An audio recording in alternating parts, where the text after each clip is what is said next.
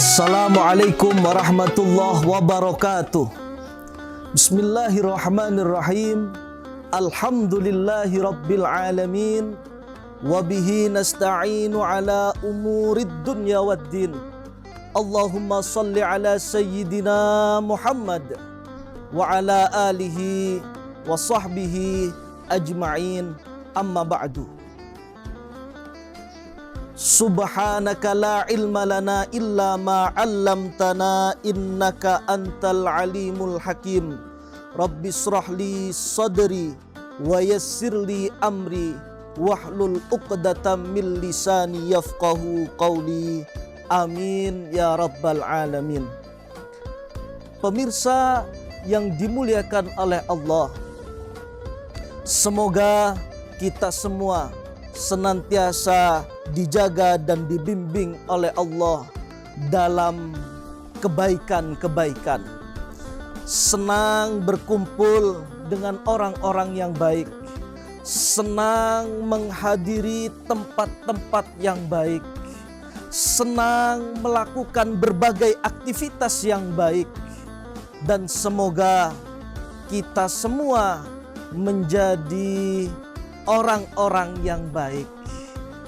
Baik di dalam ibadahnya, baik di dalam keluarganya, baik di dalam rizkinya, baik pula di dalam kehidupan di dunia dan di akhiratnya. Amin. Allahumma amin ya rabbal alamin. Pemirsa yang dimuliakan oleh Allah, teringat dengan kisah Nabiullah Ibrahim alaihi salatu wassalam bersama putra tercintanya yang bernama Nabiullah Ismail alaihi salatu wassalam.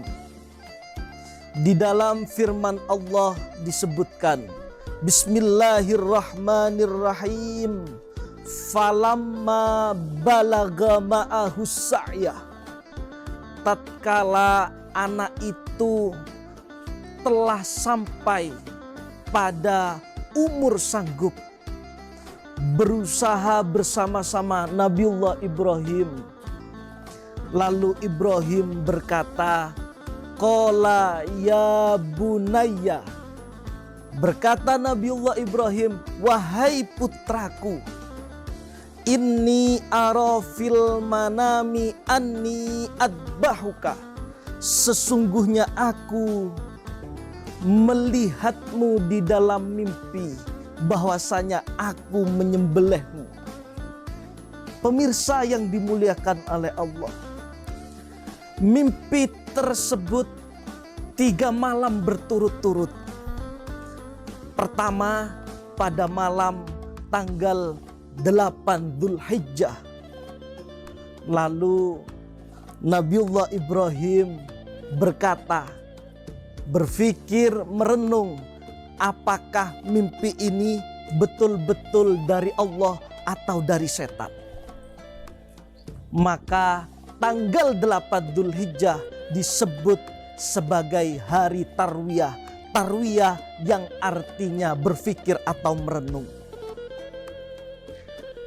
Hari berikutnya Nabiullah Ibrahim bermimpi dengan mimpi yang sama pada tanggal 9 Dzulhijjah yang disebut dengan hari Arafah, yang artinya mengetahui. Dan pada hari itu pula Nabiullah Ibrahim berada di Arafah. Dan pada malam ketiga Nabiullah Ibrahim bermimpi dengan mimpi yang sama pada tanggal 10 Dzulhijjah, disebut dengan Yaumun Nahr, hari penyembelihan.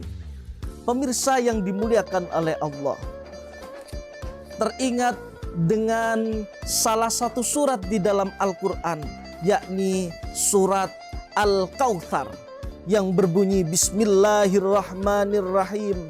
Inna a'tainakal kautsar fasalli li rabbika wanhar inna syani'aka huwal abtar. Surat yang paling pendek di dalam Al-Quran, hanya ada 3 ayat. Dalam surat Al-Kautsar ada 10 kalimat. Di dalam tiap-tiap ayat dalam surat Al-Kautsar ada 10 huruf. Di dalam surat Al-Kautsar pula ada 10 huruf alif. Dan setiap akhir ayat di tiap-tiap ayat surat Al-Kautsar diakhiri oleh huruf ro, yang mana huruf ro merupakan urutan ke-10 dari huruf hijaiyah. 10 kalimat, 10 huruf di dalam tiap ayat, 10 alif dalam surat Al-Kautsar, dan ro merupakan urutan ke-10 di dalam huruf hijaiyah, dan bertepatan pula pada tanggal 10 Dzulhijjah dilaksanakan hari raya Idul Adha atau Yaumun Nahr, hari raya kurban. Pemirsa yang dimuliakan oleh Allah, apakah ini sebuah kebetulan? Tidak, ini semua merupakan skenario Tuhan Allah Rabbul Alamin sebagai pelajaran untuk kita semua memahami tanda-tanda kekuasaan Allah, tanda-tanda kebesaran Allah. Pemirsa yang dimuliakan oleh Allah. Lalu setelah itu Nabiullah Ibrahim bermimpi menyembelih putranya Ismail. Apakah langsung disembelih? Tidak. Tetapi Nabi Ibrahim meminta pendapat kepada putranya Ismail. Fandur madza tara, wahai putraku, maka fikirkanlah apa pendapatmu. Anak yang soleh seperti Nabiullah Ismail alaihissalam menjawab dengan tegas. Qala ya abatif alma tu'mar. Berkata Ismail, wahai ayahandaku, kerjakanlah apa yang telah diperintahkan kepadamu.